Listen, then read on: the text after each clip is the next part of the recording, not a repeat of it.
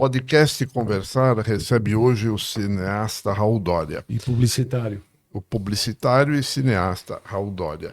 E eu começo pedindo a você que faça um relato da tua carreira e as tuas atividades anteriores e as atuais.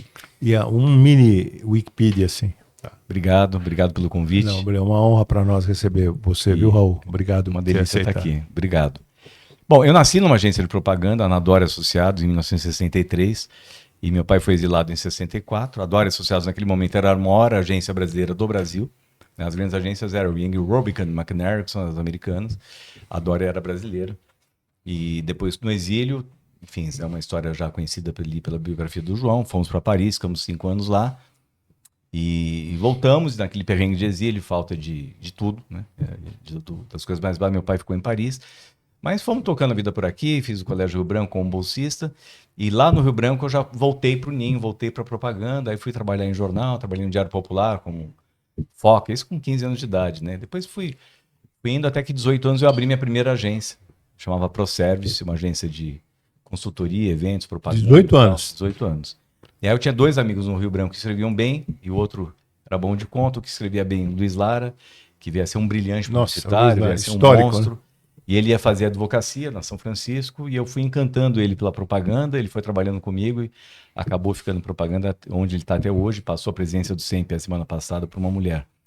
E também o Júlio Anguita, que foi meu financeiro, enfim, os meus amigos de classe foram a minha equipe. Aí essa empresinha foi absorvida pela MPM, que era a maior agência de publicidade da América Latina. Eu virei diretor daquela agência precocemente, ganhava mais dinheiro do que eu podia gastar, que era 120 mil cruzeiros por mês, mais um cartão de crédito, sinal dos tempos, um Amex, sem limite. Não tinha cartão de crédito no Brasil, estou falando final da década de 70. E o Petrônio pai me chama... Petrônio Corrêa. Petrônio Corrêa. Fala, olha, Raulzinho, isso aqui você tem que gastar. Porque você tem que ir no rodeio, você tem que ir no Gallery, você tem que ir na Latambule, você tem que ver onde os nossos clientes estão. E se você for e ver eles com o Roberto do Alíbio, ou com o Mauro Salles, ou com o Geraldo Aldeon, você me liga. Ele não gostava de sair de casa, ele queria que eu estivesse na noite aqui. Mas sobrava. Fosse uma antena dele, né? Fosse uma antena dele. Cartão cooperativo. Cartão da MPM, um American Express da MPM, mas para mim não tinha cartão de crédito no Brasil. 2 Alfa Romeo, 4 portas, muito menos corporativo. Uma parte grande dos internautas são jovens, né? O MPM. Macedo, Petrônio e Mafuso. Petrônio, né? Três gaúchos fizeram a maior agência da história. Só de banco, professor, tinham 16 bancos clientes. Quase todos os bancos de Estado. A gente tinha uma sala na MPM, que era na Rua General Jardim 633. No 8º andar tinha uma sala para ministros, que iam lá para fazer reunião. Usava a sala de reunião como um escritório de aluguel. Era um poder que não tem mais. Era uma potência, né? Ousado que na General Jardim também era Norton, do Geraldo Alonso, que eram inimigos. Era o ranking era MPM, Almap, Norton, DPZ e Salles. Almap era Alcântara Machado Pericinoto. Exatamente. Pericinoto que começou na Dória Associados, com o Pestap. O Pericinoto, eu lembro, ele fez uma biografia, uma autobiografia, né? E ele dizendo que ele encerava a casa e ele começou a se interessar. Depois punha os jornais e aí anúncios, etc. Interessantíssimo. Ele era mexia com anúncios do MAP, não? Ele foi lá do MAP. Lá atrás. Lá atrás, talvez. Do MAP. Eles criaram ali boas datas, né? Que eles implantaram no Brasil, aquela agência, meu pai, a equipe dele, o Dia dos Namorados e o Dia das Mães, né? Que era para a Associação de Comércio e para o Calçados Clark, que era uma loja de calçado. Que era fortíssima. Fortíssima. Acho que de uma família armênia, talvez? Armênia, exatamente. Max Heredi, um desses assim. E depois dessa fase muito próspera na propaganda, eu fui chamado para fundir a minha empresa com a Mixon, que estava ainda lá na Moca, família Hortali, que eu adoro até hoje, são uma família que eu adoro. E aí, uma história engraçada, mas acabou que eu fui para lá mesmo, e a gente ia fazer um grande negócio com muitos sócios, e os sócios foram desistindo no meio do caminho, por vários motivos, que não vem ao caso, porque demora para contar, mas eu acabei sozinho com eles. E aí, montamos a Mixon Filme e Vídeo, que foi a maior produtora independente do Brasil. É mesmo. A gente botou programa independente em todos os canais de televisão, todos. Novela no SBT, novela. De forma independente, um programa ótimo, que a gente fazia na Band, chamava Cadeira de Barbeiro. Satisfação garantida, o seu cabelo de volta. O Cacá Rossetti fez curso de cabeleireiro. Lucinha Lins, lembra da Lucinha Lins? fez curso de Casado manicure. com o Ivan Lins, né? Isso, o Eduardo Silva, um ator negro ótimo, ele fez curso de engraxate e tal, e a Yara Janra também de manicure. E convidava vocês para fazer o cabelo, e tinha um papo. De preferência, pessoas distantes. Um jogador de futebol, um economista, um político e uma puta, sabe? Uma coisa assim. Sabe? Era uma coisa para ser diferente mesmo. Fez um baita sucesso, tal, mas depois a Unilever, que era patrocinador, depois de 2 anos, desistiu. Mas eu comecei nessa área e produzindo para todos os canais. Depois a gente começou a fazer propaganda em si. A propaganda de classe era feita em cinema. E eu comecei a fazer o que era o cinevídeo. Você filmava, depois passava para o vídeo, editava em vídeo, encurtando toda a etapa da montagem, que até aquele momento era feita com durex. Você pendurava os negativos e olhava assim, passava na moviola e grudava para montar um filme. O CineVT passou do negativo para a fita e da fita, né? Então poupava tempo, poupava dinheiro e tal. E aí a gente entrou nesse momento peitando uma empresa que a Globo criou nesse setor chamada Globotech.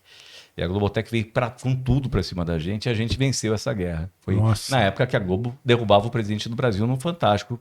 Ligava para o Roberto Tivita e falou, dá a capa da Veja que eu dou o Fantástico, a gente derrubou o presidente e derrubava. Né? Hoje não derruba nenhum vereador mais. Uma pena. E vocês concorriam com ele e ganhavam? Ganhamos, e aí montamos uma produtora gigante, que ficou realmente 300 pessoas, uma coisa que nunca mais o Brasil teve. Mas dali eu cansei, era uma carga violenta e tal. E por ali passou um monte de gente. Até projetos com Walter Clark, um monte de coisa.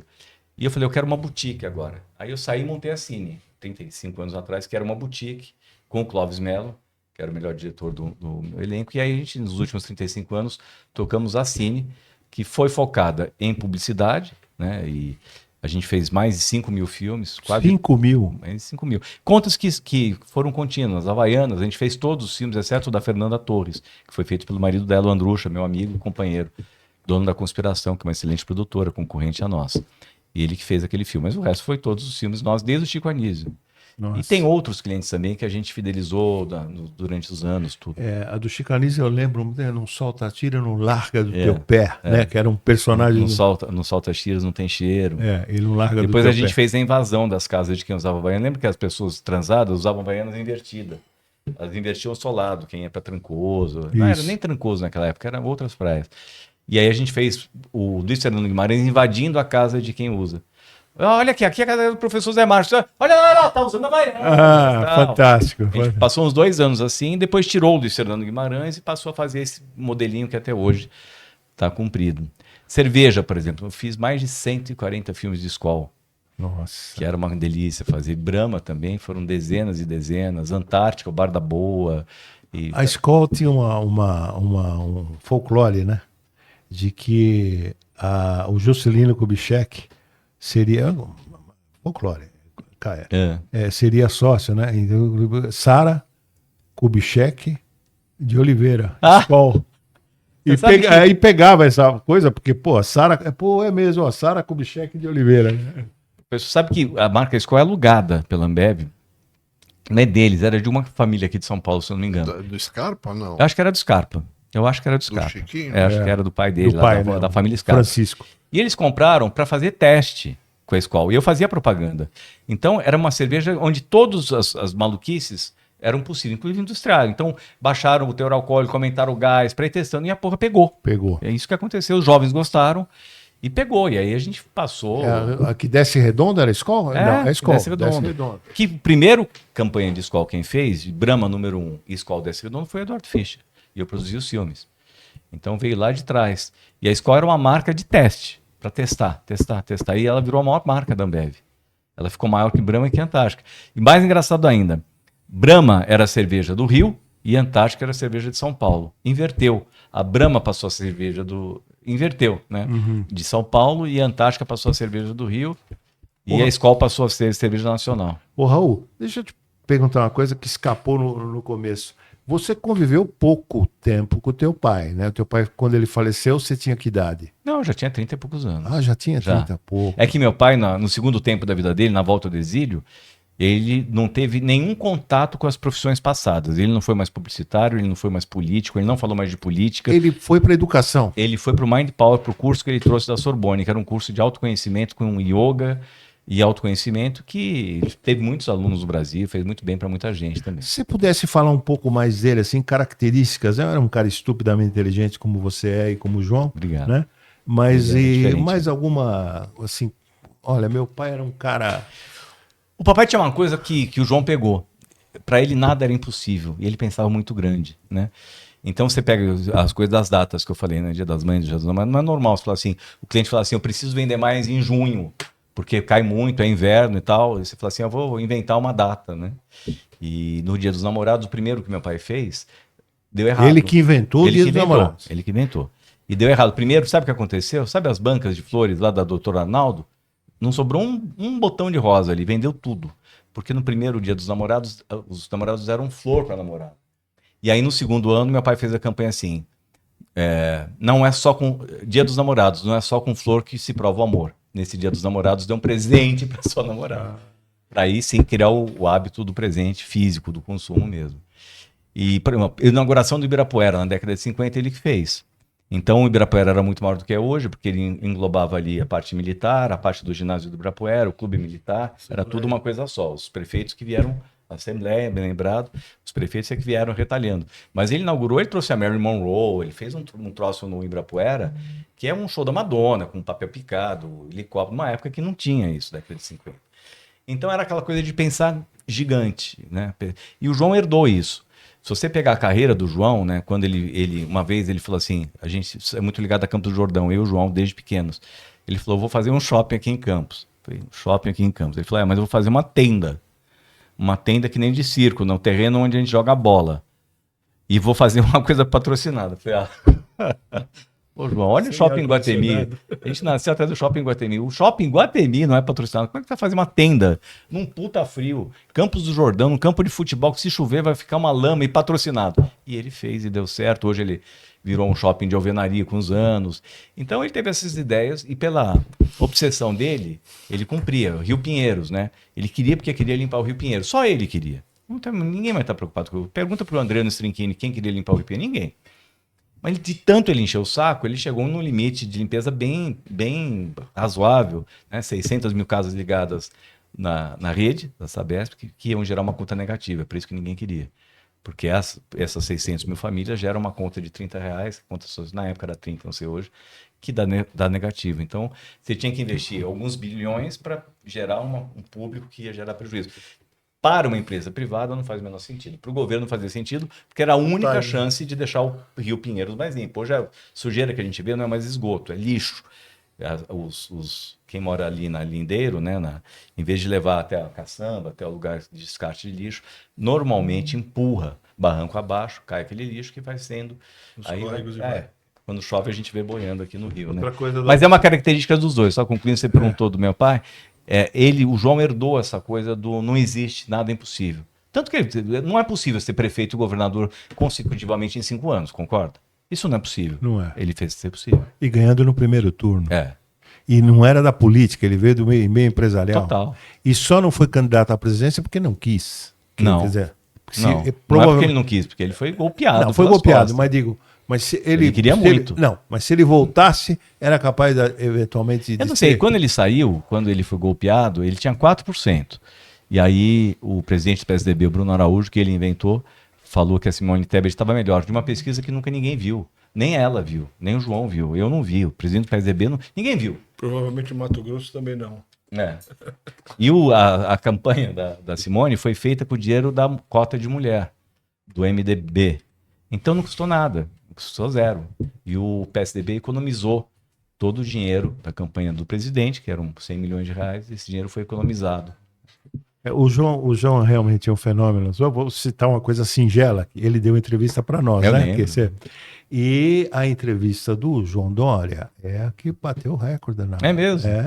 98 mil visualizações. Poxa. Ele é impressionante, ele é um fenômeno. Claro que nós pusemos uma chamada que Dória pede perdão a Lula, etc. Isso ajudou, mas não importa. Aí o João Dória é impressionante, é um fenômeno. E a capacidade de organização dele. Né? Brutal. Eu estava lembrando antes de vocês. E não é cênica. Não, ele é. Não, eu sou testemunha, eu era Aspone, assessor de porra nenhuma do Montoro. E o teu irmão era presidente da Paulistur. Isso. Mário Covas, eu sou testemunha biônico que o teu irmão viabilizou a capacidade organizacional dele. Comício das diretas. Foi, eu estava lembrando isso ontem com a minha mulher. Só funcionou. Eu fiquei impressionado com... Impressionante. É uma coisa de primeiro mundo, o João Dória, de primeiro mundo. Você estava lá no Palácio, né? Jorge Cunha Lima, Mauro Motorim, Luiz Crisóstomo de Oliveira. Impressionante. E ele era novinho, né? Novinho. E o que ele fez, né? Depois, quando foi presidente da Embratur também. Né? E a Embratur é um projeto do deputado João Dória, né? Outra coincidência. É mesmo, o João privatizou o parque que meu pai inaugurou, que é Ibirapuera. O João exerceu a presidência da empresa que meu pai criou, que é a Embratur. E adotou o Pelé como garoto propaganda do Brasil. Isso foi ideia genial, né? Ele falou disso na entrevista, eu não lembro. Eu não lembro. Porque isso abriu portas para o presidente da Embratur, para o mundo, recebido em outro patamar por pessoas que não receberiam ele. Vou dar um exemplo só, mas por esse exemplo vocês podem ver que foi um sucesso absoluto, que foi o rei da Inglaterra, o rei Juan Carlos. O Pelé foi obrigado a fazer um cursinho no Itamaraty de boas maneiras. Você falou Inglaterra, mas da Espanha. Eu falei Inglaterra? Falou Inglaterra. Imagina, da Espanha. O Pelé foi obrigado a fazer um cursinho de boas maneiras no Itamaraty. Como é que trata príncipe, rei, e no mundo árabe, e presidentes, primeiros ministros e tal. Para tratarem ele. Exato.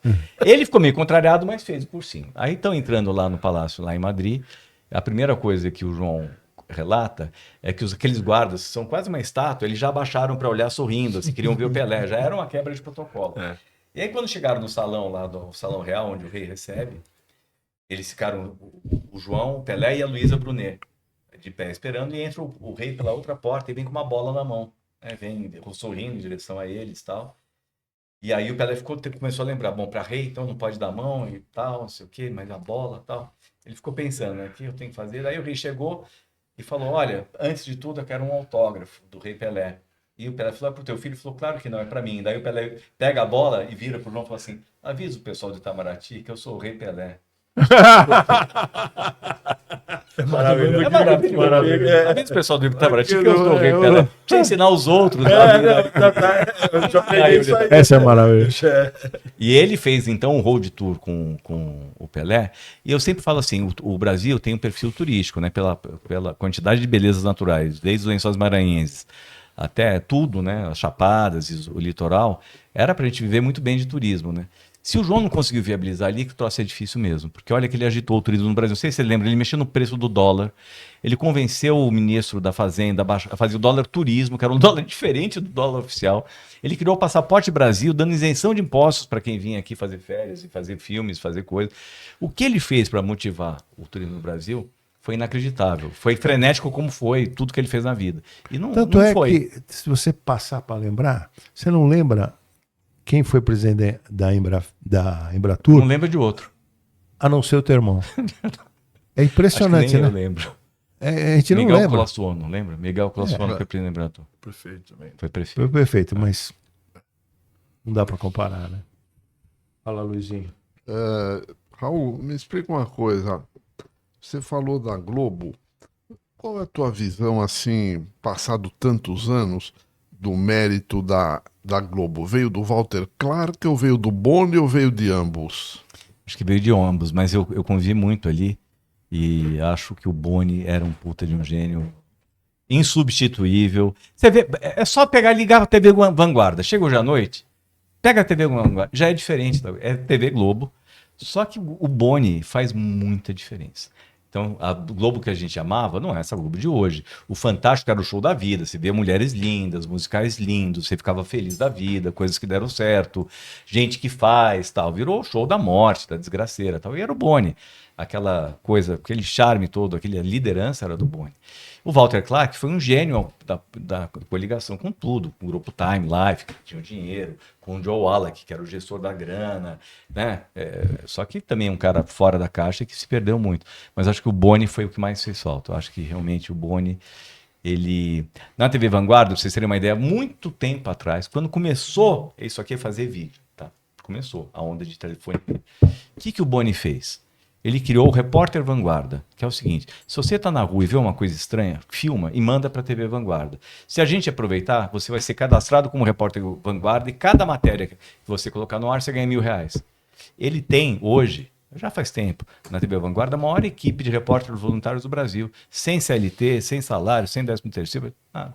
Estão cobrindo qualquer coisa que aconteça no Vale do Paraíba, tem a equipe da TV Vanguarda, que são as pessoas cadastradas. Então, ele pensa fora da caixa. Então, fez muita diferença, na minha opinião. O Boni fez mais diferença que o Walter Clark. Entendeu? Você, em produção de filme, você está com algum filme sendo produzido no momento ou não? Olha, a gente está com alguns filmes em pré-produção, mas a gente tem o meu sócio é espírita, por isso que a gente faz filmes espíritas. O próximo filme é espírita. E ele acha que não dá sorte comentar antes, mas sim, o ano que vem a gente vai estar filmando, se Deus quiser. E eu quero colocar um canal de YouTube no ar também. Isso é causa e propósito, né? Que é um canal ligado à TV, a Virada Zen Saúde e Bem-Estar, que é essa tipo virada cultural, tem virada sustentável. Você tem a virada de saúde e bem-estar, virada Zen. Eu quero fazer a TV Zen esse ano ainda, que é só com conteúdo de saúde, bem-estar. E é uma área que eu acho que está pegando no mundo inteiro, né? O assunto do momento é esse. O Brasil, estranhamente, né? Isso é muito estranho mesmo. O país, qualquer filme americano que você pegue, o cara quando dá um puta golpe, ele vai mudar para o paraíso. Onde é o paraíso? É o Brasil, né? É o lugar que tem praias lindas, mulheres lindas, tem o samba, tem a bossa nova, tem o carnaval, tem... Tem aquele inglês do roubo milionário, né? Veio pra cá, lembra dele? Esqueci o nome. Biggs, não sei o que. Biggs. Ronald Biggs. E o Brasil era isso mesmo, né? Um país feliz. A gente tinha orgulho, né? Falar, pô, nosso país aqui não tem guerra, a gente não briga, a gente tem carnaval. E a gente perdeu isso. E hoje, não sei se vocês estão acompanhando os rankings da OMS, é o país que tem o maior número de fóbicos e ansiosos do mundo. É o segundo maior índice de suicídio do mundo, é o Brasil. Não sei como a gente conseguiu isso. Mas primeiro é os Estados Unidos, né? Eu não sei como a gente chegou nessa situação, mas chegou. Então, eu acho que a gente tem que, podendo espalhar as medidas para você preservar a sua saúde emocional, você faz muito bem. Tem muitas marcas que estão querendo isso também. Então, é um dos projetos você fazer uma coisa bem contemporânea, junto com a Virada Zen, que talvez traga já na próxima edição uma coisa que é fenomenal. Que a nossa intenção na Virada Zen é levar mais soluções, né, para a saúde emocional das pessoas no dia a dia, no escritório, no trânsito e tal. E quem está vindo para esse lado, por incrível que pareça, é ninguém mais, ninguém menos que a Anitta. É mesmo? Você pode gostar ou não gostar. Ela repercute. Hoje, maior repercussão no hoje mundo da história do Brasil, mais que a Carmen Miranda. É. Né? E ela está vindo para esse lado. Tanto que ela já tem uma gravação, eu tenho aqui no telefone, de 40 mantras. Ela narrando os mantras, ela está indo bem. 40. Ela mudou de Los Angeles para o Brasil, está levando pau dos haters dela lá. Porque agora que ficou rica, está dando uma de meditação, dando uma de... Né? E ela está envolvida nesse seu projeto, tá, Anitta? Não, ela está envolvida com a questão da saúde emocional. Ela é um porta-voz dessas soluções. Ela entendeu o quanto o respirar e o meditar... É uma menina, ela não tem cultura, tal, mas de uma inteligência... Gênia. É impressionante. Gênia, Larissa é gênia. Ela enxerga antes, né? Bom, gênia. O que explica o que é a Anitta hoje, né? Exatamente. Agora, eu fico uma ideia aqui para você. Talvez você já tenha tido ou já está até talvez fazendo. Valeria a pena, no futuro próximo, você fazer um filme sobre o João, né? Valeria a pena. Não só o empresário, mas o João político,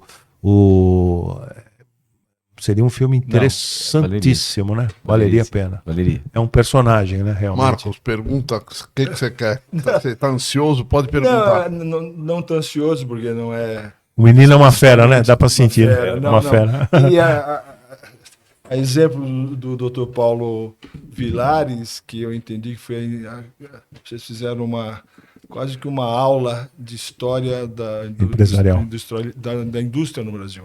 Muito interessante. E agora nós estamos vendo aqui acontecer na área de publicidade e de cinematografia. O problema que eu vejo hoje, e é uma pergunta que eu te faria, tentando trazer isso para a modernidade, para a contemporaneidade, que os jovens que estão muito influenciados pelo IA e que saem produzindo tudo, uma facilidade incrível, qual é a mensagem que você... Qual é a sua opinião a respeito e qual é a mensagem que você colocaria profissionalmente para a área de cinema para esses jovens? Também fazendo algum comentário sobre políticas, às vezes eleitoreiras ou sazonais, de incentivo à produção cinematográfica. E nessa linha, eu queria que você comentasse essa questão do filme mais recente da história do Bolsonaro, traz essa celeuma toda aí, envolvendo o banqueiro, a cineasta, a publicitário e a todos mais. Tá. A primeira questão da IA é muito, muito, muito sensível. Muito. Porque eu estou acompanhando e ela está melhorando com uma velocidade brutal, né? Agora o Google lançou uma nova ferramenta que, pelo óculos, você edita e a produção de imagem começa só no teu editado e você vai colocando reflexos, tudo, chega um patamar de nível de imagem muito bom. E então é um assunto... Eu não li ainda, eu vi que o Nizam, meu cliente, meu amigo, fez um comentário ontem sobre a encíclica do Papa, sobre isso. Eu não li. Eu estou curioso para ler, porque sim, você tem muitos conflitos aí, éticos, tudo. E porque se não tiver nenhuma moderação do ponto de vista ético, moral, ele destrói.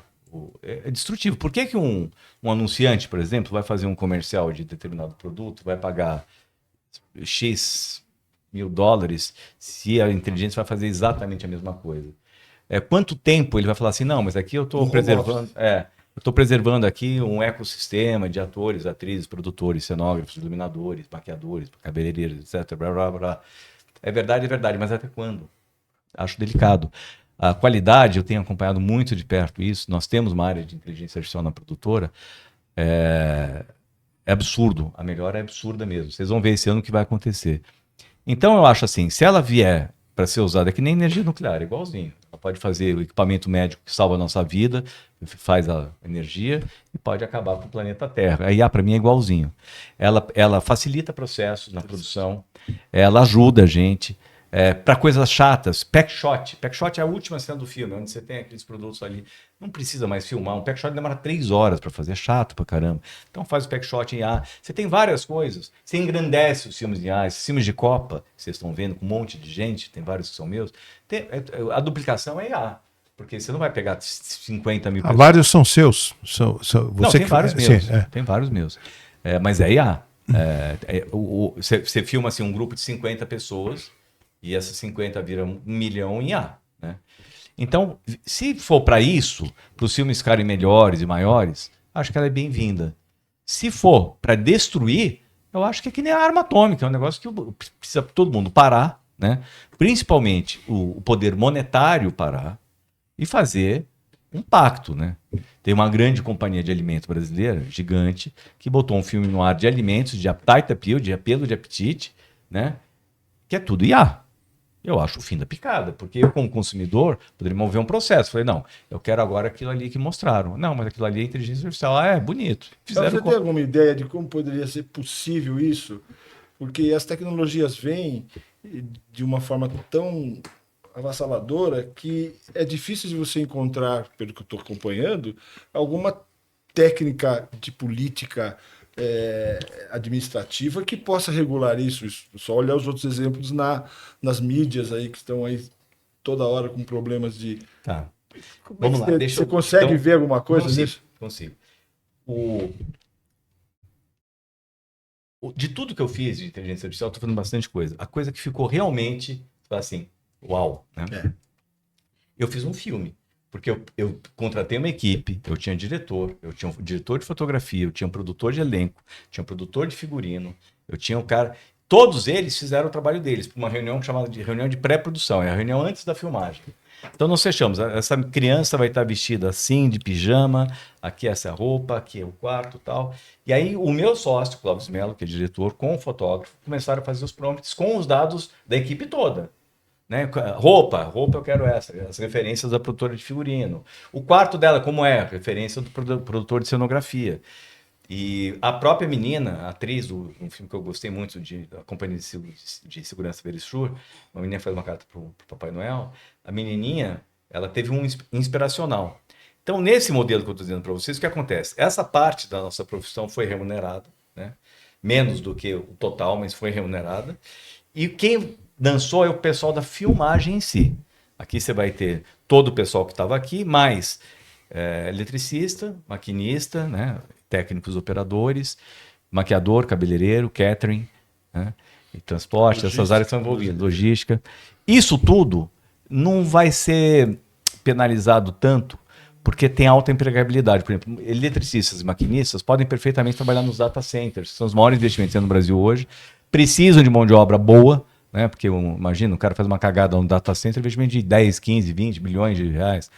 Então tem alta empregabilidade. Também esse pessoal de maquiagem, cabeleireiro, vai sobrar mais tempo na vida das pessoas para se dedicar à própria aparência, porque a inteligência artificial resolve melhor a vida da gente. Então você não vai ter essa parte. Se a gente conseguir pactuar no mercado que isso é razoável, né? Eu acho que vai.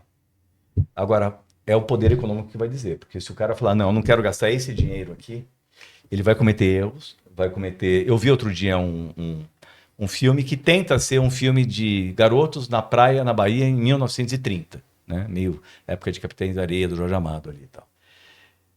É lindo. Você olha, tudo IA, tá? Você olha e fala assim, uau, né? É o pôr do sol mais bonito que eu vi na minha vida. Aquele farol da Barra, lindo. Só que você olha as crianças... Eu sou filho de baiano, meu pai era baiano. Eu perguntei pro cara que fez, o cara era excelente. Eu falei, você já foi para Bahia? Porque os garotos eram garotos californianos, sabe? Com cachos dourados, com o abdômen trincado. Eu nunca vi um garoto daquele na Bahia. Não me parece que tem aqueles garotos na Bahia. Nem troncoso. Muito menos em 1920. Caberia a pergunta do Dorival Caymmi pro cara. Você já foi à Bahia? Então vá, né? Então vai, exatamente. Então, acho assim, a inteligência artificial, ela precisa ter uma sensibilidade, uma inteligência por trás para a coisa ficar absolutamente crível. Você não vai colocar uma pessoa ali, ela vai decidir sobre a roupa, sobre o local, porque a direção, vou falar um pouquinho mais tecnicamente, que vocês vão entender perfeitamente agora. A direção normalmente é uma obra coletiva. O diretor está dirigindo o ator, mas ele tem aqui um assistente diretor, tem um segundo assistente diretor, ele tem o criador que está junto, o roteirista que está junto, ele tem o próprio ator que colabora muito com ideias. Então você tem um ecossistema, você dá a ação, é do diretor, tá. Mas o ecossistema está ajudando. Quando é inteligência artificial, é o diretor e o computador, ele não tem, ele tem que responder sobre tudo. Qual é a roupa, qual é a luz, qual é o reflexo, ela está onde, qual é a cor do tapete que ela está, e a árvore de Natal. Então são muitas decisões. Se você se preparar bem antes, você vai fazer, como os filmes que a gente tem feito, que é impossível descobrir que aquilo é inteligência artificial. Porém, se você não fizer isso, faz o que meu amigo fez de baianos da Califórnia. Então, precisa ver até onde também o povo vai querer cometer os riscos de querer fazer uma solução economicamente viável, porém danosa para a marca, para a companhia, para todo mundo. O ponto é que hoje a IA, pela minha experiência de idoso, é que ele, ao contrário do STF hoje, fazendo aqui um paralelo, ele atua sob demanda. Ele não tem vontade própria, né? Quando provocado. E nesse caso é quase impossível chegar num detalhe desse, de passar para o IA esse detalhe do figurante. Mas ele o IA é sob demanda. Então aí esse diretor sozinho tem, na verdade, um trabalho quase que... É brutal mesmo. É noites. Porque ele faz cada cena 100 vezes, 120 vezes, até ficar boa. Agora, Raul, só para a gente ter os internautas terem uma ideia de valor, de custo, sei lá, assim, só uma referência. Eu não digo um filme sobre o Jair Bolsonaro, que a gente sabe que custa 129. Não, 129 é o contrato do Supremo. Da esposa do Alexandre de Moraes. Um filme, não sobre o Bolsonaro, um filme sobre o Luiz Goldstein. Vou fazer um filme. Quanto minimamente vai custar? Minimamente. Tem um patamar, né? Esse filme do Bolsonaro, eu dei tanta risada lendo ontem uma matéria, um jornal grande de São Paulo, que descreve que a produtora não tinha experiência nenhuma, nunca tinha feito um filme na vida. E aí tinha uma cena que era cavalaria, vocês viram isso? Não. Era cavalaria com multidão. E aí ela recebeu um orçamento do adestrador de animais que faz pra gente, pro mercado mesmo, chama Gilberto Miranda, é homônimo do ex-senador lá do Amazonas. E chegou um orçamento caro, o Gilberto é caro mesmo, mas é a segurança do set, né? E aí a mulher, a produtora lá que fez o filme, nunca tinha feito na vida, falou, não, mas eu tenho uns amigos do rodeio que vão fazer isso muito mais barato. Porque, de fato, o Gilberto cobra caro mesmo. Aí chamou os amigos do rodeio. Aí que fica engraçado. Os cavalos deram coice, empinaram, machucaram gente do set. Não, perderam a diária de filmagem, né? Então, eu contei essa história que eu ri muito lendo ontem, porque tem várias maneiras de você produzir. Você pode produzir no mainstream, fazer para valer, né, com elenco americano, tudo, fica caro. Você pode fazer de um jeito mais rampeiro. Fica caro quanto? Minimamente Eu não sei quanto esse ator, por exemplo, que não é um ator top, é um ator, né, questionado até. Questionado, meio decadente. Honestamente, como são as pessoas, né, porque realmente é muito mais caro produzir nos Estados Unidos do que aqui. Você pode colocar 5 vezes mais. É 1 para 1, pronto. O que aqui... Então eu te responderia. Aqui eu faria esse filme tranquilamente, um bom filme desse, com 15, 20 milhões. Que em dólar também, 20 milhões de dólares. 100 milhões de reais. Então é 5 para 1. É 5 para 1. Raul, faz um comentário sobre o status atual da televisão, com streaming, com séries, com... O que mudou, assim? Mudou que a quantidade de conteúdo hoje é insaciável, né? Pensar que 30 anos atrás a gente tinha Globo, Record, SBT, Bandeirantes, Cultura e Gazeta. 6. Hoje... Quantos anos você falou? 25 anos atrás? Quando a gente era criança, era o 3, o 5 e o 7 só. Tupi, Record e Globo depois, Não, né? Tupi, TV Nacional, TV Paulista chamava. TV Tupi, TV Paulista, TV Record, que era... A Paulista virou a Globo, né? Tinha 3 só. Aí chegou a Globo devagarzinho, né? E hoje... Depois surgiu a Rede TV, né? Aliás, um fenômeno.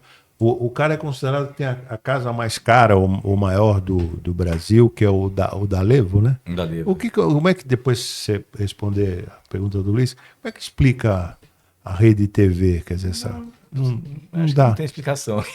Mas as redes, você acha que o streaming tirou, a televisão aberta diminuiu? Conversem com os jovens. Vê se eles... Por exemplo, outro dia estava tendo um encontro de jovens na minha casa, eu tenho filho de 23 e filho de 25 anos. Eles não sabem, por exemplo, quem é o William Bonner. Não sabem quem é a Renata Vasconcelos. Não tem noção de quem é. Bom, pronto. Eu estava numa festa no México, de brasileiros, tá? Essa faixa de idade, 20 e poucos anos. A Riviera Maia do México. E aí eu vejo no bar o Fagundes, que é meu amigo, já fiz porrada de coisa com o Fagundes. Mas eu vejo as meninas, os meninos olhando, comentando. Daí vieram falar comigo, tio, você conhece todo mundo, fala aí, aquele cara é famoso, quem é? Quem é?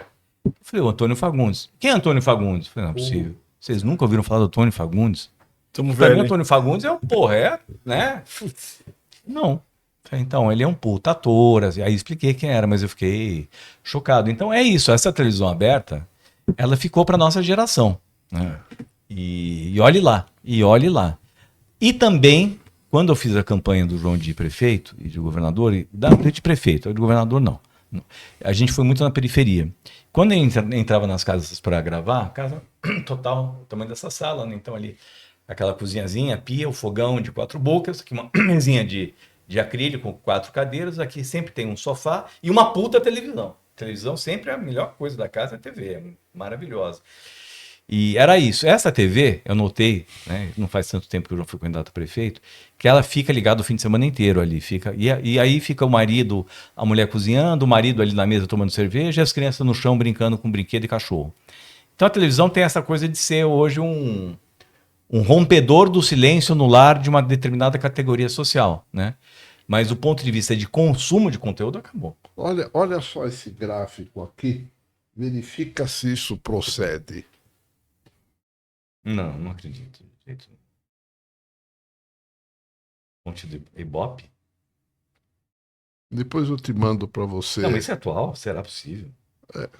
Acho que isso é antigo, hein? Me mandaram como atual. Acho que é antigo, porque o Ibope nem existe mais. Que era do Montenegro, né? Tá dando com 26 mesmo.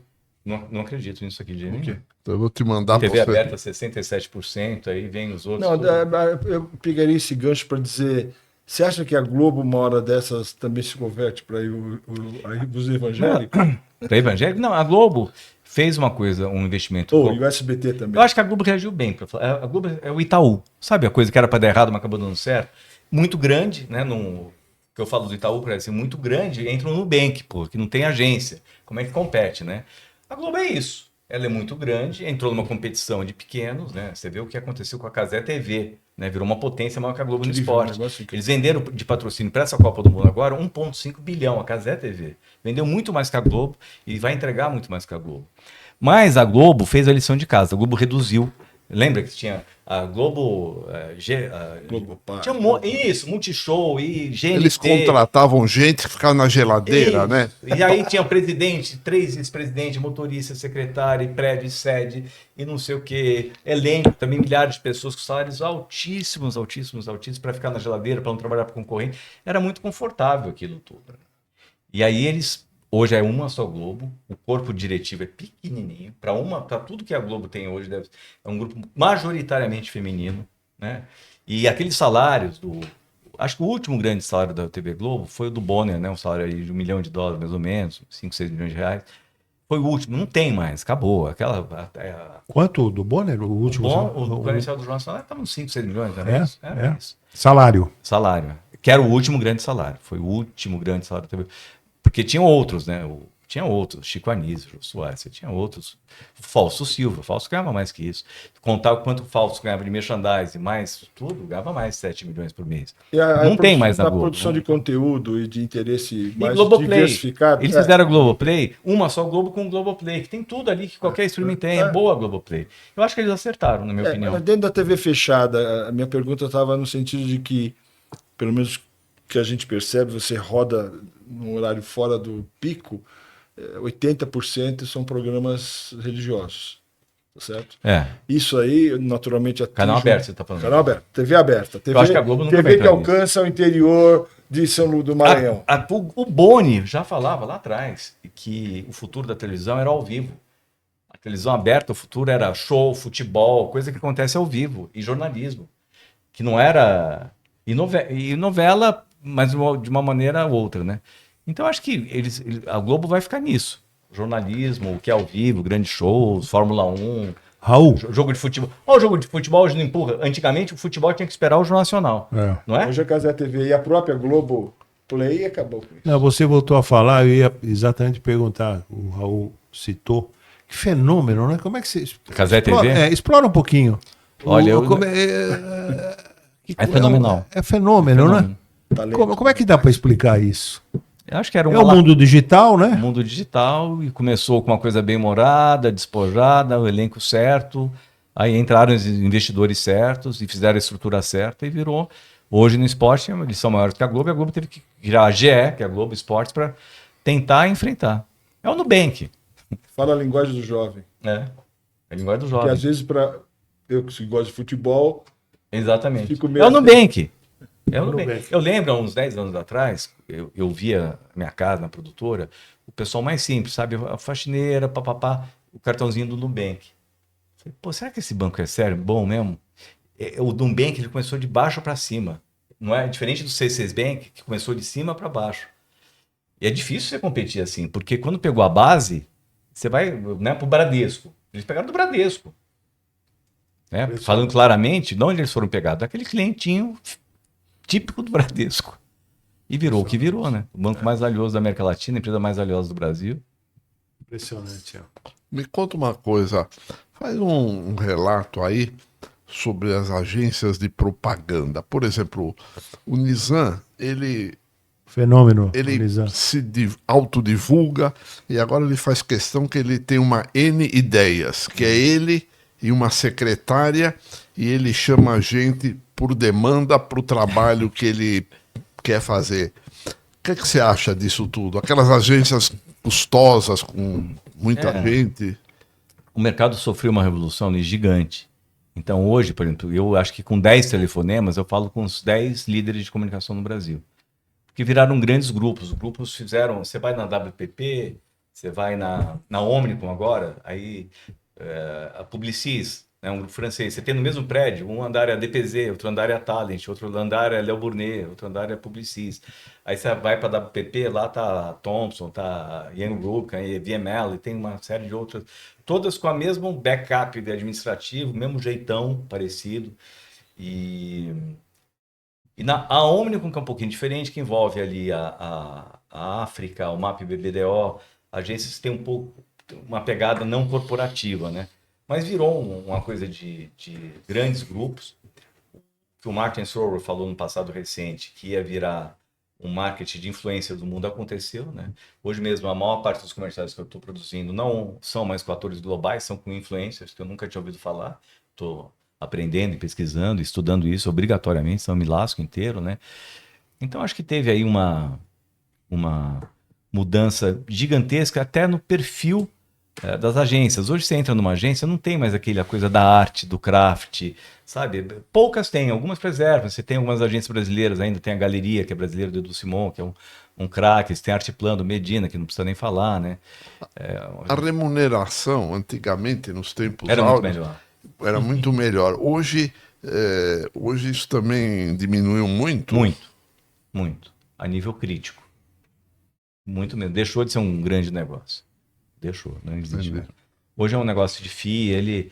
O Brasil tinha um modelo bem sucedido, muito bem sucedido, que o Luiz Lara conseguiu sustentar durante muito tempo, que era muito bom para todo mundo, para falar a verdade, para as agências, para os anunciantes, para os produtores, fornecedores. Esse modelo não existe mais. É o BV? Não, o BV foi uma parte do modelo, que era a bonificação de volume, mas a própria taxa de agência não existe mais hoje, né? Hoje você tem o FII, tem outro tipo de processo. Você não tem mais uma agência também, você tem muitas agências, você tem uma agência para cada disciplina, né? O que algumas agências no passado tentaram fazer, é que botar tudo dentro da agência, aconteceu o contrário agora, aconteceu um spin-off de ter todas, até porque é muita coisa diferente, né? São muitos clusters, muitos públicos diferentes. A gente fazia grandes campanhas ali com o Nizam, Marcelo Serpa, com os grandes criativos que tiveram conosco na década do começo dos anos 2000. Você fazia um filme de 60, um filme para lançamento no Fantástico, né, 62 minutos, quando era um lançamento muito grande, um Fiat e tal.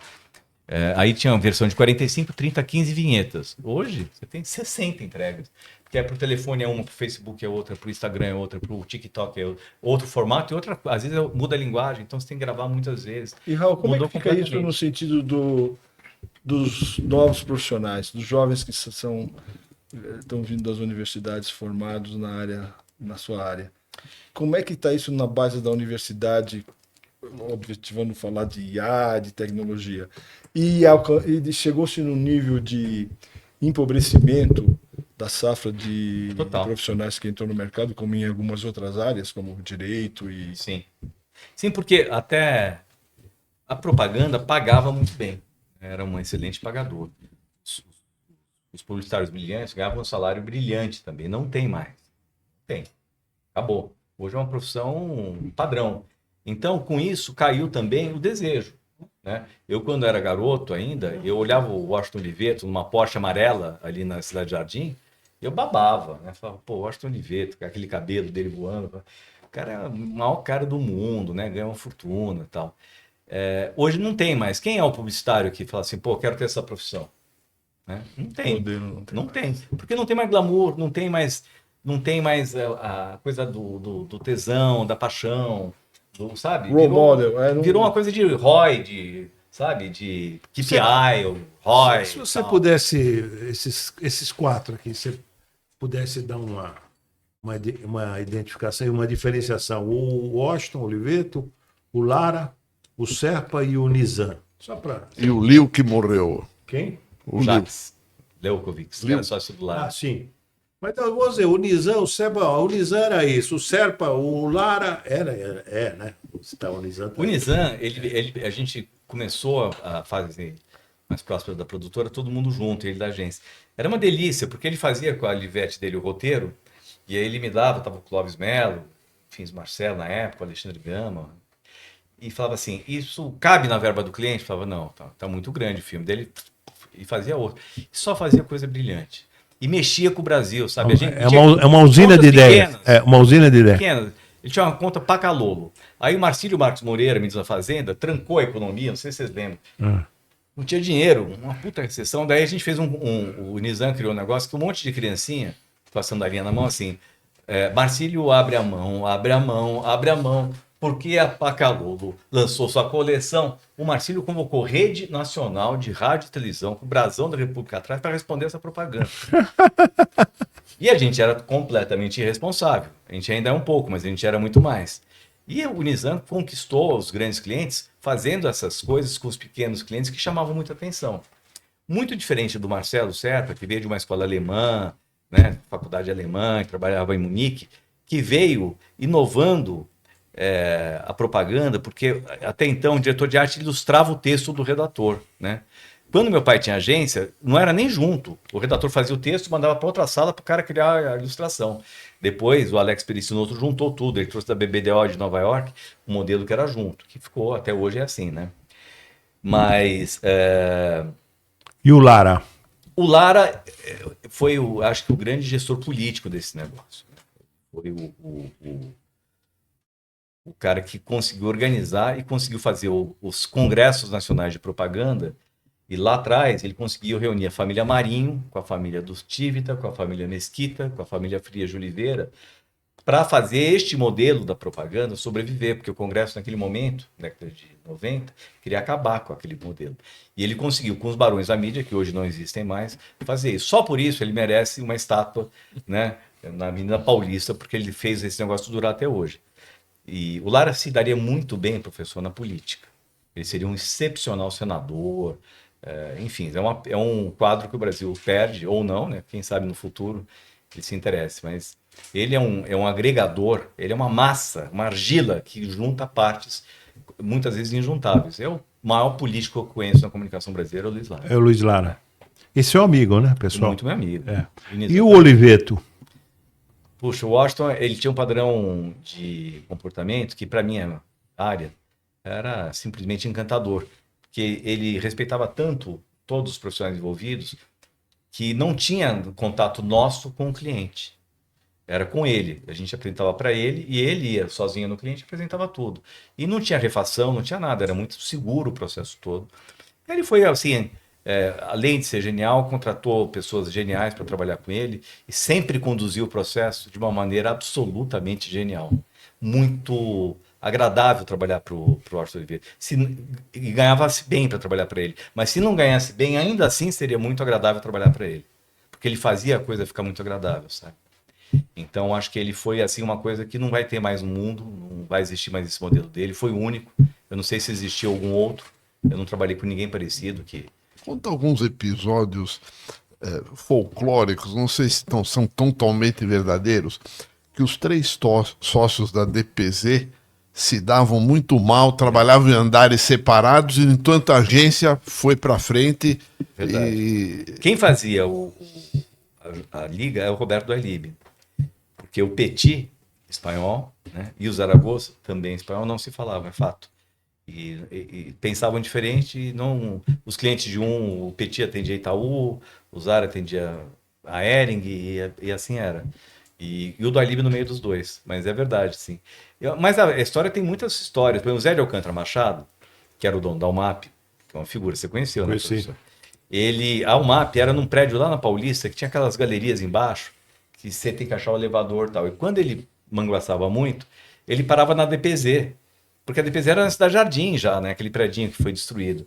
E ele falava... Do lado da Dacom. Ele falava, Roberto, eu preciso dar uma descansada aqui, porque minha agência é longe pra caralho. Então você tinha umas figuras, né, adoráveis, assim, lendárias, né? Que faziam uma coisa meio... Não sei se vocês viram uma série maravilhosa chamada Mad Men, que é sobre o mercado publicitário americano na década de 60, 70, que é bem o que acontecia no Brasil também. Aquele prédio foi destruído mesmo, né? Foi destruído. DPZ, do lado da Dacom. Você sabe o que quer dizer Dacom? Não. Você sabe, não? Era uma coisa... Distribuidora de automóveis, caminhões e ônibus. Dacom. Dacom. Tá. O prédio da Dacom tá lá ainda, né? Tá lá ainda. Deixa eu perguntar uma coisa. Fala alguma coisinha alguma expectativa que você tem, se já ouviu, se já estudou, o que a reforma tributária vai afetar o teu negócio e esses negócios de publicidade, etc.? Não é bem minha área, mas a gente, no começo desse ano, o mercado parou quase 2 meses sem faturar. Tanta confusão que deu, Luiz. Tanta confusão que deu. Parece que agora os CFOs se entenderam, mas impactou sim. Impactou todo mundo. Dentro dessa sua pergunta está o 6x1? Mudança para 5x2? Não, 6 Não, por isso não 1. impacta. Não, isso não. Não impacta porque o nosso CLT é baixo, é muito mais freelancer e tal do que... E também não tem produtora que trabalha de segunda a sábado, é diferente do comércio. Isso é mais pro pessoal do comércio, né? Isso não pega a gente, né? Isso não afeta em nada. Zero. Raul, eu não vou pedir para você fazer o relato. Eu vi no almoço na tua casa o teu processo de conquista. Não, mas não vou pedir para você falar isso aqui da sua esposa. Maravilhoso. Dá um filme, né? Dá um filme. Mas você está casado há quanto tempo? 26. 26. É um casamento que deu certo. Você é um cara bem sucedido profissionalmente, em termos familiares, em termos pessoais, né? O que você anseia, não? Você está com 63, né? 63. 63. O que você anseia para os próximos 40 anos? Primeiro que eu viva os próximos 40 anos. Esse é o primeiro desejo. Mas eu acho que para contador de história, eu sou contador de história, né? Vai ficar melhor.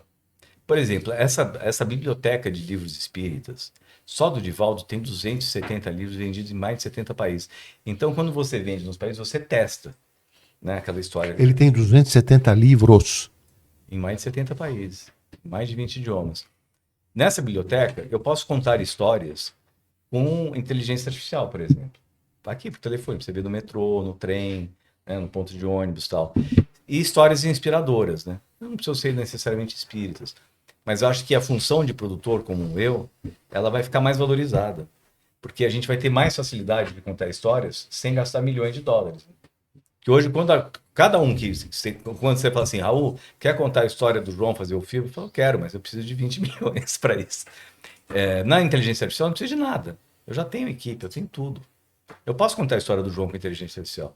E vocês podem não acreditar, mas nas novas ferramentas que o Google soltou, vocês não perceberiam que foi inteligência artificial. Nem quem conhece bem ele. Aquele negócio que fizeram dele, aqueles vídeos apócrifos lá no passado, hoje ele estaria lascado, porque hoje faz direito aquilo lá. Entendi. Aquele da campanha, acho que foi do governo, né? Sim, que fizeram ele com as mulheres, mas a cabeça estava fora do corpo ali.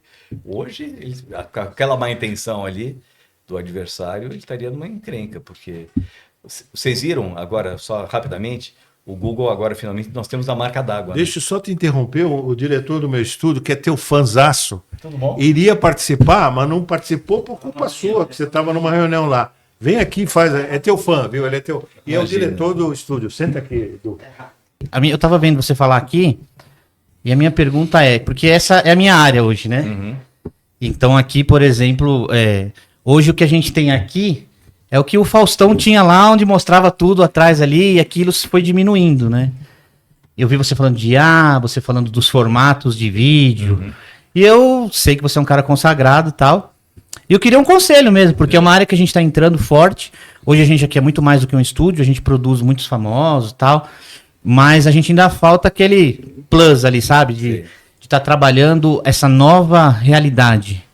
Que antigamente, para você fazer um trabalho como esse que a gente está fazendo aqui, você envolvia mais de 30 profissionais. Hoje nós temos 2. Eu queria saber, primeiro sim, como é que você se adaptou a isso e qual o conselho que você me daria? Olha que pergunta difícil, porque tem muitos aspectos envolvidos. A primeira coisa que você falou, eu acho que o mundo hoje é um mundo dos influencers, né? A gente tem que reconhecer isso com serenidade. As pessoas, principalmente os mais velhos, muitas vezes não gostam. Ontem eu vi um depoimento de um amigo meu, que é o Caetano Veloso, meu amigo mesmo. Já tive com ele na casa dele, enfim, fiz minha despedida solteiro na casa dele. E ele falando do Vini Júnior, daí ele fala da Virgínia, né? Fala, mas Virgínia eu não sei quem é. E é verdade, ele não sabia mesmo. Daí a Paulina brinca, fala assim, daí que ele fala, Vini Júnior eu não sei quem é, um jogador brilhante da seleção brasileira que combate o racismo. Agora, quem é a Virgínia? O Caetano tem 82 anos, então ele se permite isso e fica muito charmoso. A Paula ainda comenta assim no vídeo, fala, que bom, tá com uma pessoa que lê livros, né? Mas, na grande verdade, é que os influencers, eles conquistaram todos os espaços, né? Até para a mídia tradicional mesmo ficou mais difícil. Então, primeiro é se organizar bem com quem são esses influencers, né? Quem são essas pessoas novas, né? Que estão surgindo, que a gente nunca ouviu falar, de repente a pessoa tem um poder danado, tem 20 milhões. Muitos influencers têm uma audiência maior que a Rede Globo, por exemplo, né? Quando o SBT pega a Virgínia não ficou feliz, eu vou para o SBT. Porque o interesse era do SBT, não é da Virgínia. O SBT quer a audiência da Virgínia, não é o contrário. Inverteu. Quando você pega uma Silvia Braz, que é uma influência de luxo, ela fez agora coisa de um collab para Riachuelo, semana passada, que vendeu 60 mil peças em 2 horas. Todos os contratos dela são internacionais, são globais, ela vende tudo que ela posta. Uma qualidade brutal de produção, de cuidados. Então, o mundo é dos influencers. Ou da inteligência artificial. Para quê a inteligência artificial? Para contar histórias ou para engrandecer histórias, né? Eu fiz um filme agora de cerveja que é um jogo de Roland Garros.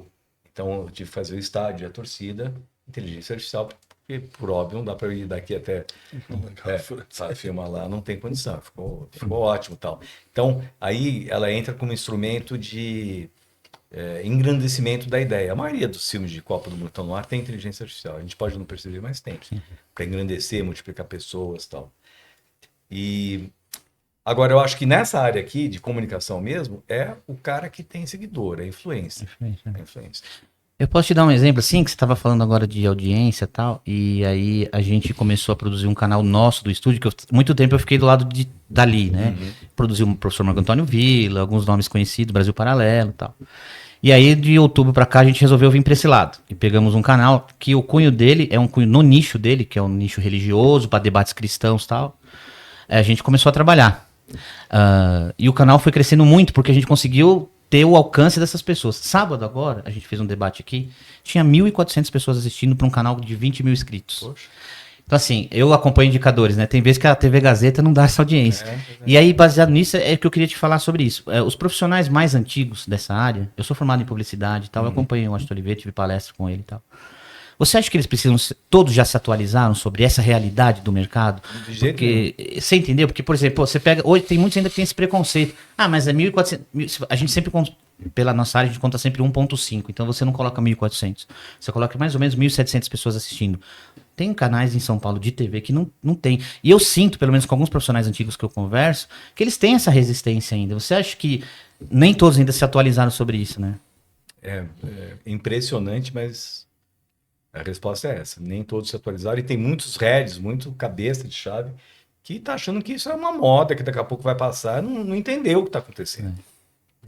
Você acha que talvez eles deveriam se informar mais? O que você acha que é o caminho? Porque eu acho que é falta de informação mesmo. A gente tem indicadores, por exemplo, eu conversei com um profissional antigo dessa área, que eu não vou citar o nome aqui, e ele falou, poxa, mas a televisão ainda alcança 70%. Eu falei, cara, mas tem que ver onde é que ela alcança. É isso mesmo, depende de onde ela alcança, é interessante onde ela está alcançando 70%. Addressable market.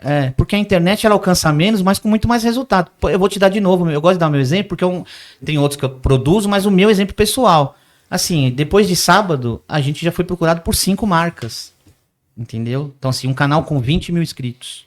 A gente tava batendo a audiência de canal que tem 1 milhão, porque a gente acertou o nicho e eu com experiência de produção.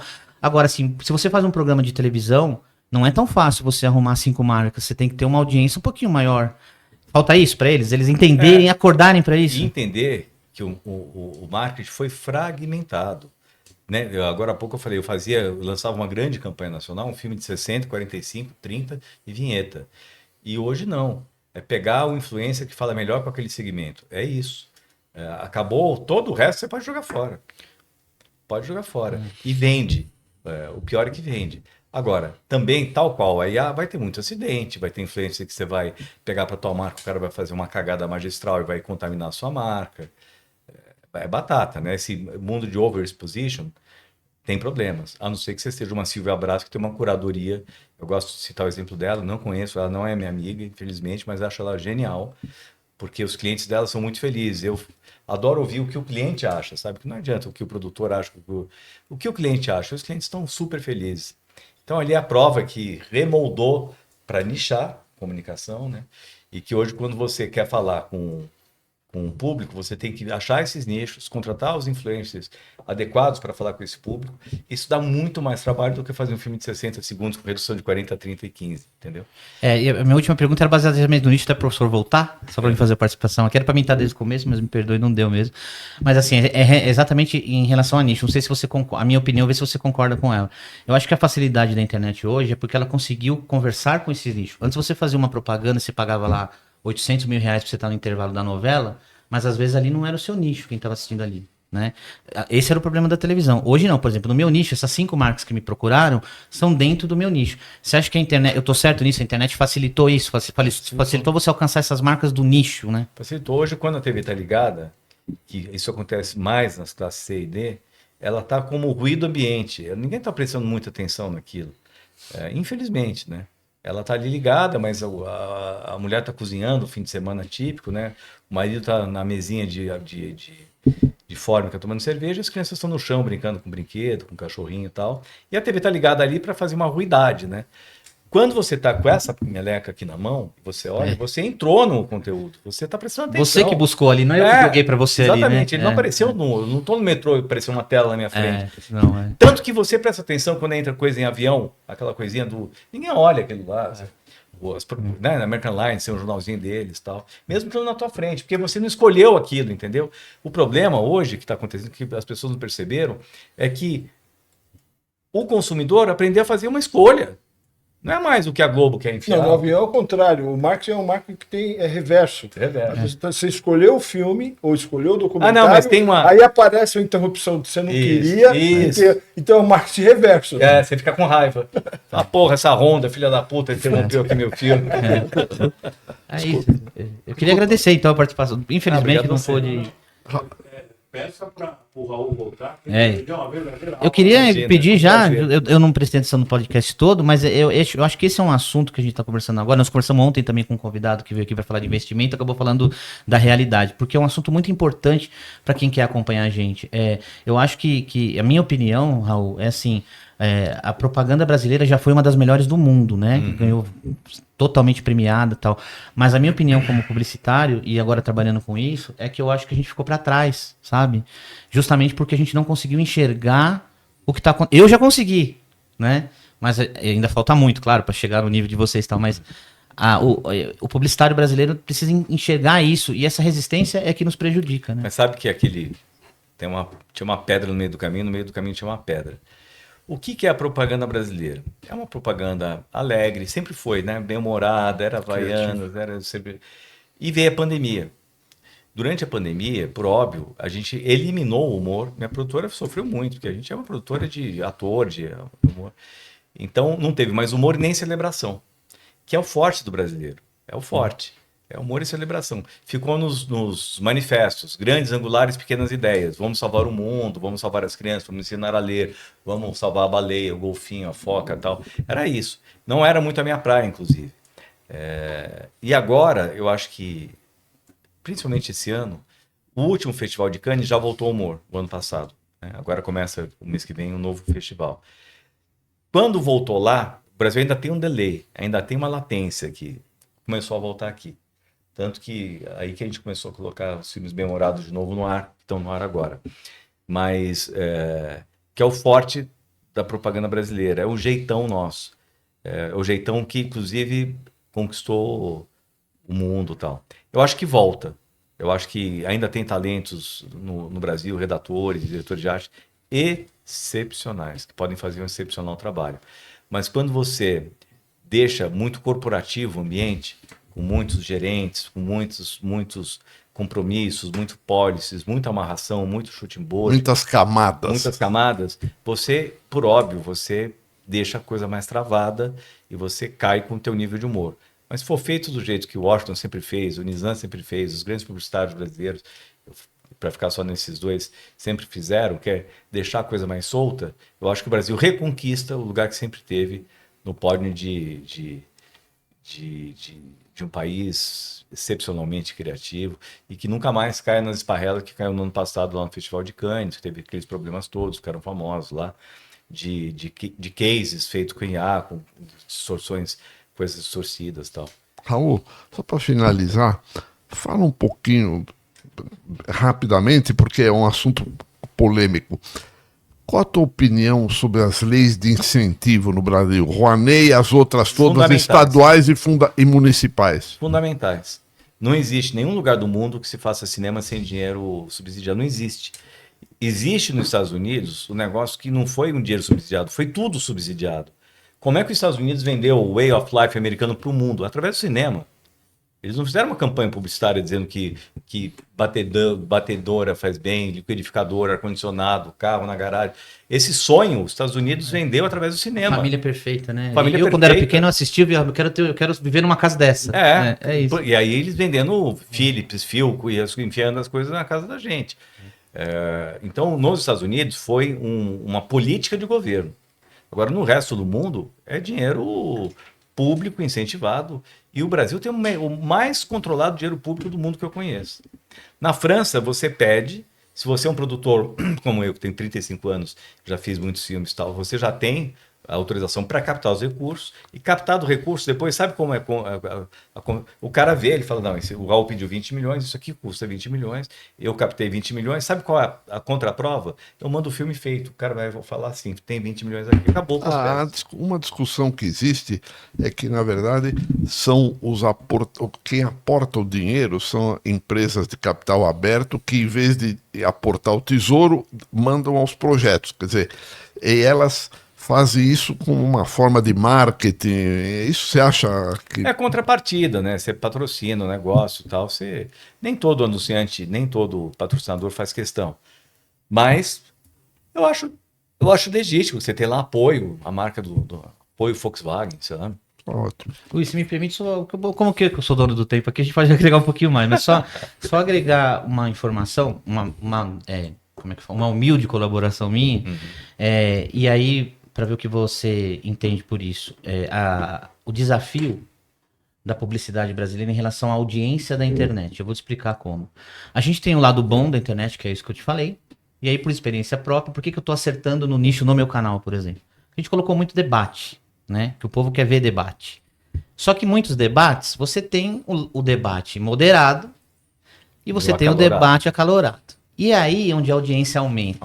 No calorado. Eu vou te dar um exemplo simples. Sábado, eu vou te dar 2 exemplos. A gente estava fazendo um debate aqui, nós tínhamos 300 pessoas ao vivo assistindo a gente. E o debatedor que veio debater com outro, eu tinha avisado ele antes. Falar, o perfil desse cara que está no debate, ele é um perfil explosivo, ele é um perfil agressivo nas palavras, mas é o personagem. Fora daqui, o cara é uma pessoa sensacional. Quando você sentar lá na mesa, se prepare para isso. Bom, ele sentou na mesa e a primeira coisa que ele fez foi não se preparar, foi discutir. E começou a discussão entre um e o outro, e a discussão ficou acalorada, e teve um determinado momento que eu falei, ninguém me ouvia, eu falei, câmera aqui em mim. E eu comecei a dar bronca no cara ao vivo. Eu como um personagem também, porque eu não sou bobo, eu tô preocupado com a audiência. Olha, cara, eu conversei com você. Nesse momento, de 300 pessoas, nós fomos para 1.100 pessoas. E aí, o debate depois voltou ao normal, todos se desculparam. Aí cai. E aí, não é que caiu, o povo continuou, só que cadê o resto da treta? Cadê a treta? Cadê a treta? Incrível, cara. E sábado aconteceu a mesma coisa. Sábado a gente tava aqui com o Sabino e tal, a gente colocou 12, porque eu sou um dos pioneiros nesse formato, não sei se você conhece, 30 contra 1, 12, eu fui um dos primeiros a produzir isso, né, com o fundo branco e tal. E aí a gente colocou aqui agora no meu programa, eu fazia pros outros, né, pro Redcast e tal. Aí eu fiz aqui. Beleza, o combate tava normal, nós estávamos ali com 500 pessoas e tal, e de repente o cara se exaltou, levantou. O pessoal que tá aqui ficava olhando pra mim e falou assim, por que você tá tranquilo? Eu falei, porque é isso que eu preciso agora, né? Não que eu seja João Kleber, mas assim, eu preciso disso nesse momento do meu canal, eu preciso disso que tá em crescimento. Foi pra 1.400. Então aí, por que eu tô te falando isso? Tem marcas que não querem se alinhar a isso, né? Agora, temos 1.400 pessoas assistindo. De repente, num momento desse, você coloca uma propaganda ali, né? Ó, por exemplo, uma brincadeira aqui, vai.